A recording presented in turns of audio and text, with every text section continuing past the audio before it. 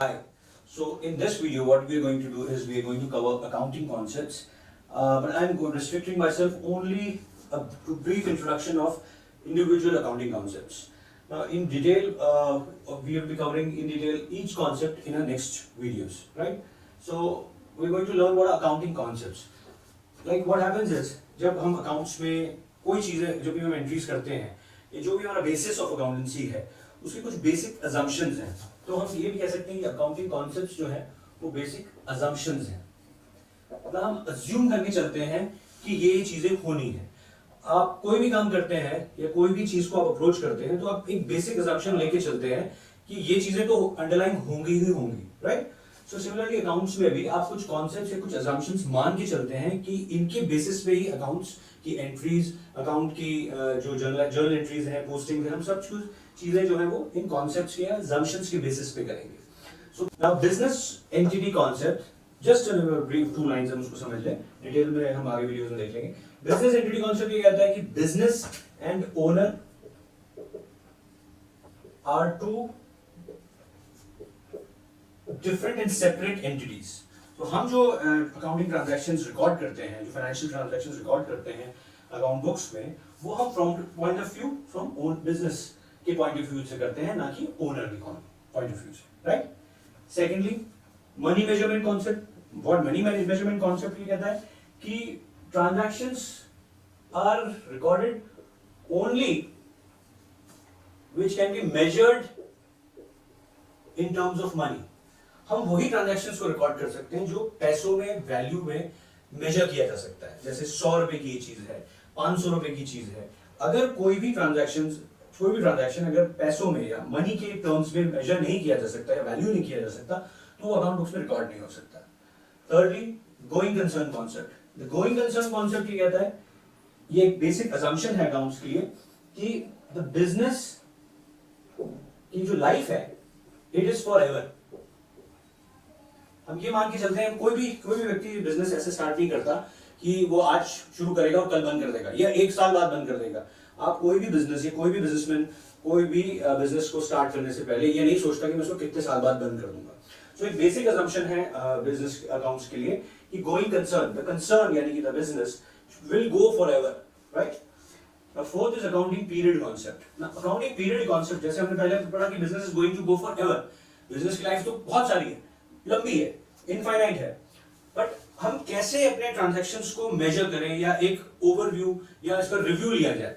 तो हम जनरली हम बिजनेस के भी जो पीरियड है, जो लाइफ है उसकी टोटल, उसको एक ईयर के टर्म में बुक कर लेते हैं. जैसे हम फाइनेंशियल ईयर मानते हैं 1 अप्रैल ऑफ से 20 टू 31 मार्च टू 21.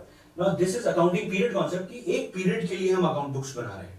1 अप्रैल से बिजनेस बंद नहीं होने वाला, 31 मार्च के बंद नहीं होएगा. Again there will be a new year, that is 1 April 21 to 31 March 22. So this is accounting period concept. The fifth is cost concept.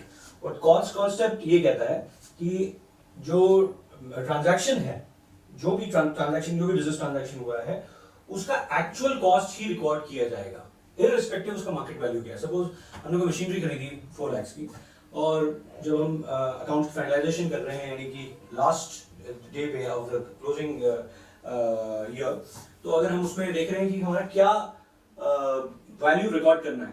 अब वैल्यू जो है हो सकता है मार्केट वैल्यू कमी होगी, जब आपने खरीदा होगा उससे अगर आप मार्केट में बेचने जाएंगे तो मार्केट वैल्यू तो कमी होगी, बट मार्केट वैल्यू शायद बढ़ जाए ऑब्जेक्ट की, चाहे घट जाए, बट आप एक्चुअल कॉस्ट ही रिकॉर्ड करेंगे. यानी कि आपने जितना पैसा लगाया है खरीदने में आप वही रिकॉर्ड करेंगे, right?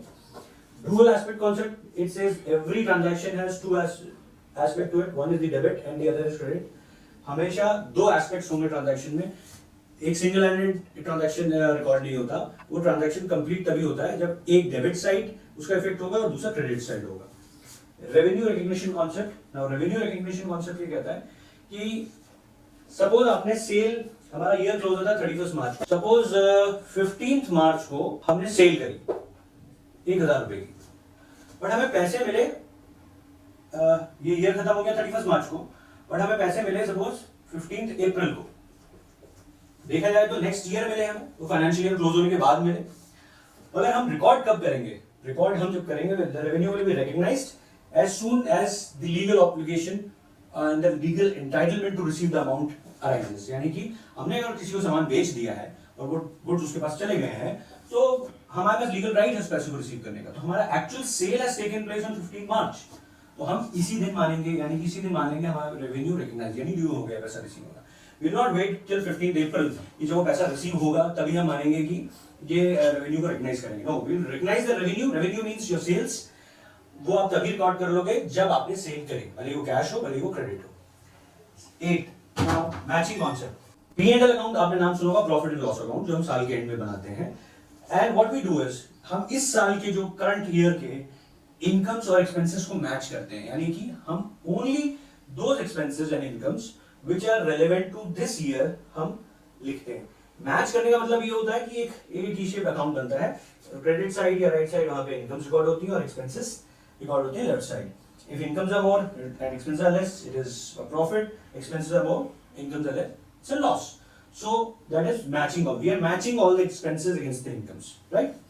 Now accrual concept. Now accrual concept is a very vast concept और ये बहुत important concept है जो कि बहुत easily brief में नहीं समझाया जा सकता, but अभी के लिए आप इतना समझ लीजिए। accrual concept भी यही करता है, it is somewhat similar to the revenue recognition concept कि जैसे amount due हो गया है, चाहे रिसीव करने के लिए चाहे पे करने के लिए।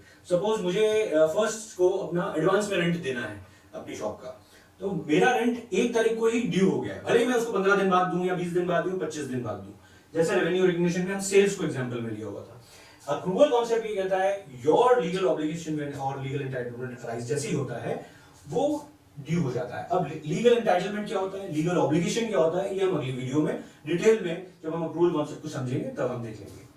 Now the last one is verified objective concept. Now आप कोई भी ट्रांजैक्शन को हेयर से पे या बोलने पर या किसी के कहने पर रिकॉर्ड नहीं कर सकते। You always need supporting. Supporting मतलब that can be a cash memo, an invoice, a bill, a voucher.